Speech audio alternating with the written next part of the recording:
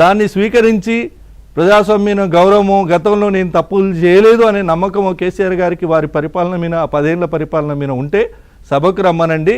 వారు ఏ ప్రశ్నలు అడిగినా ఈ ప్రభుత్వం మీద లేవనైతే ఏ ప్రశ్నలకైనా సందేహాలకైనా ప్రభుత్వం సమాధానం ఇస్తుంది. ప్రభుత్వం గత డాక్యుమెంట్స్ ముందు పెడితే వాటికి కూడా కేసీఆర్ గారు సమాధానం ఇస్తే తెలంగాణ ప్రజల ముందు ఏమంటారు దూద్ కా దూద్ పానీ కా పానీ అయిపోతుంది.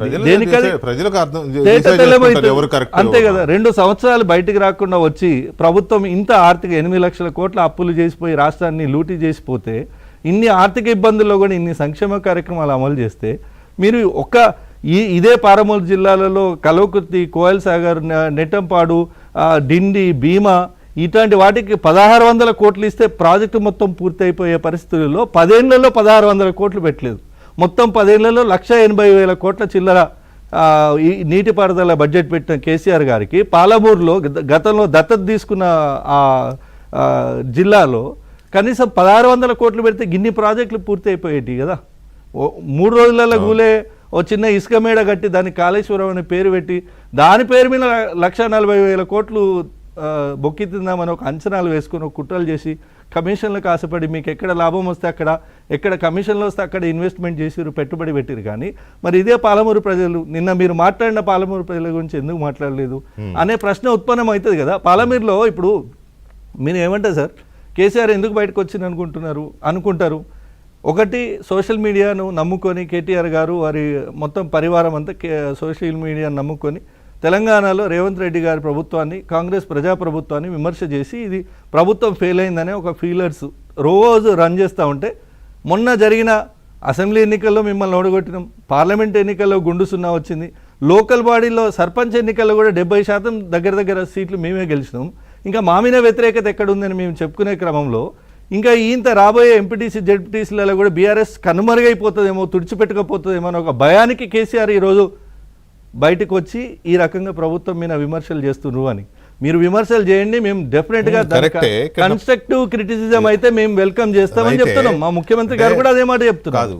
ఇప్పుడు పాయింట్ ఏంటంటే ఇందులో రేవంత్ రెడ్డి గారు నువ్వు ఆ తోలు తీసేదేదో లేకపోతే నువ్వు ఆ కడిగేసేదేదో నువ్వు అసెంబ్లీకి వచ్చి కడుగు అనేది మీ ఆర్గ్యుమెంట్.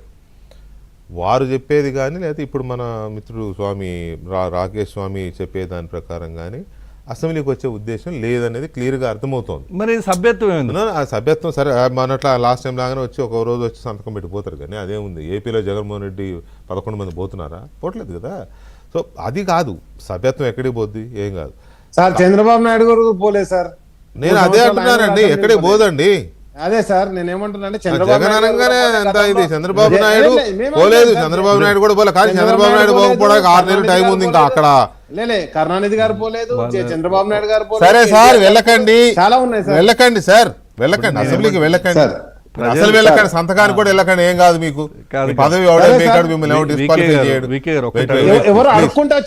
లేదండి. అసలు వెళ్ళకపోయినా డిస్క్వాలిఫై చేసే దమ్ము ఎవరికి లేదులేండి. ఈ రోజులలో రాజకీయాల్లో అట్లా తయారైనాయి. కానీ కళ్ళ ముందు గోడలు దూకితేనే ఎవడు తీసేస్తలేరు. మరి అదే అది కరెక్ట్ అయినప్పుడు ఇది కూడా కరెక్ట్ అవుతుంది, ఏం కాదు. మంత్రులను చేసిన వాళ్ళని పట్టుకొని అది కూడా దానికో లాజిక్.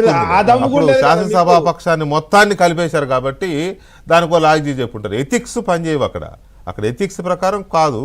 సరే ఇవన్నీ తవ్వుకుంటూ పోతే అంతా బురదే, గొంగట్లో వెంట్రుకు లేనట్టు ఉంటుంది, గొంగట్లో తినుకుంటారు. తలసాని శ్రీనివాస్ యాదవ్ గారు జైన్ అయినప్పుడు శాసనసభ పక్షం జైన్ కాలేదు సార్.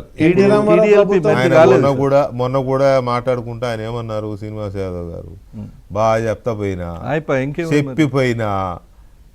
నేను పార్టీ మారుతున్నా చెప్పిపోయినా అప్పుడు ప్రశ్నించారు. సిగ్గులేదారా, మిమ్మల్ని అన్నోడు కనలేదా అంటున్నాడు, మిమ్మల్ని చేర్చుకున్నాడు నా బిల్లులు కాదంటున్నాడు అని ఆయన బాగా చెప్తే మొన్న కూడా మాట్లాడుతున్నారు. సో అట్లా ఈ 10 మందిని కూడా మాట్లాడమని పని అయిపోతుంది, ఎందుకు లొల్లి లేదు. కానీ ఓకే పక్కన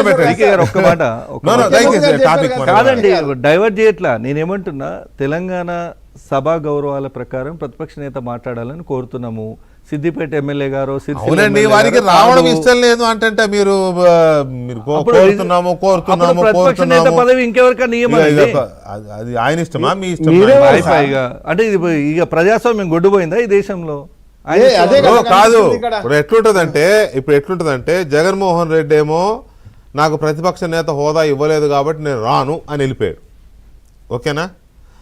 చంద్రబాబు నేను ఆ పాయింట్ ఎత్తగానే రాకేష్ గారు అన్నారు కదా జగన్మోహన్ రెడ్డి అంటే వాళ్ళకు బాధ, ఇబ్బంది. ఏమేమన్నాం బాధేం బా సార్? వాళ్ళ పాత చంద్రబాబు- వాళ్ళ గ్యాస్ ట్రబుల్ అది. మీరు చెప్పలేకపోతున్నారు.